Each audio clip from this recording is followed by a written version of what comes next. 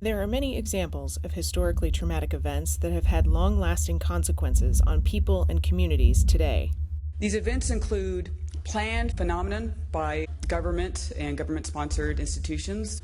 It also includes environmental trauma and spiritual trauma. But in 1879, the federal government started doing a couple of different things in terms of Indian policy that's really important to know about. One of the things that the government decided was that we were more human than they thought we were before. And what happened was three major movements happened. One is we became eligible to be declared insane. The other was we became educable. The third is our religion became outlawed.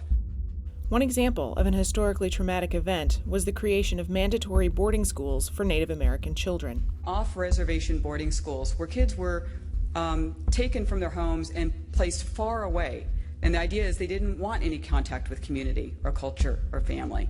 There was forced removal for a lot of these kids with no return until they were young adults back to their communities.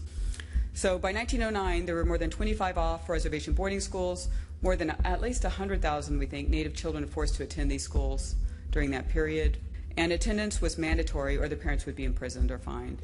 How were families affected by the trauma of being forced to attend the American Indian boarding schools? I'm just going to give you an example of some of the breakup of the family and how that affects a person on a cellular level with this historical trauma. My one uncle really always struggled, and I always wondered, why was he different? Finally, my dad told me the story. He said, your grandma won't tell you.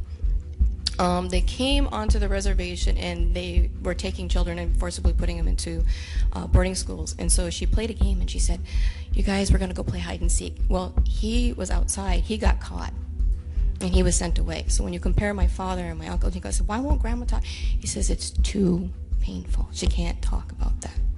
It's too painful. So she never talked about that, but you can see the difference in how his life went in comparison to my father's. So here's an example of Carlisle.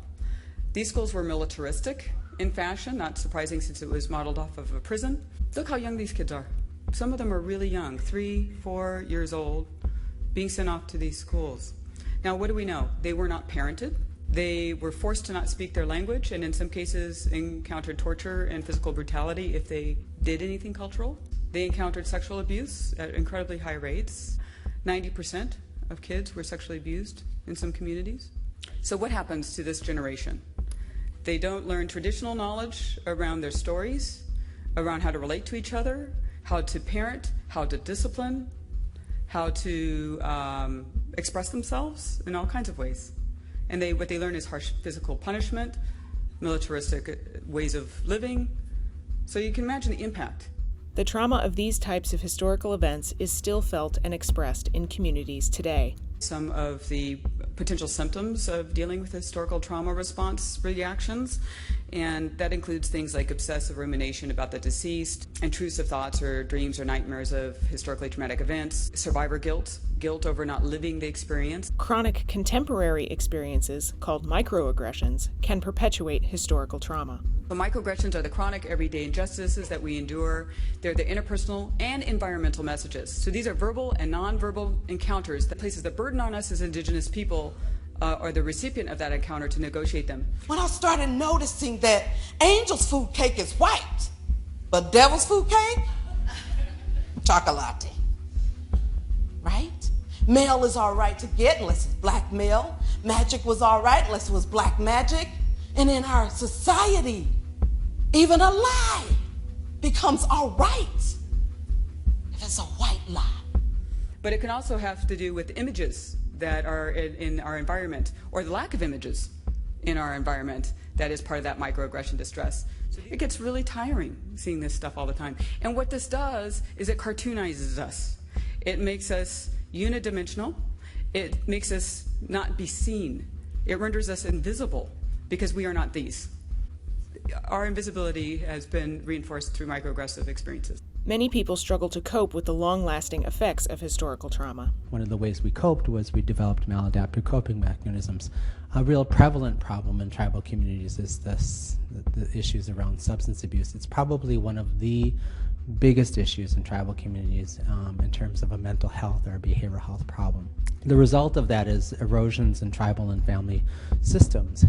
That, of course, led to more violence and more stress. And these are phenomena that sort of impact individuals, families, and communities in this very cyclical process across generations. The residue of unresolved, historic, traumatic experiences and generational or unresolved grief is not only being passed from generation to generation, it is continuously being acted out and recreated. Why do our people keep continuing the same cycles that they've already been in, right? The sign of the ultimate oppression working is when the oppressor is able to take away his hands and stand back and go, wow, look at what they're doing to themselves.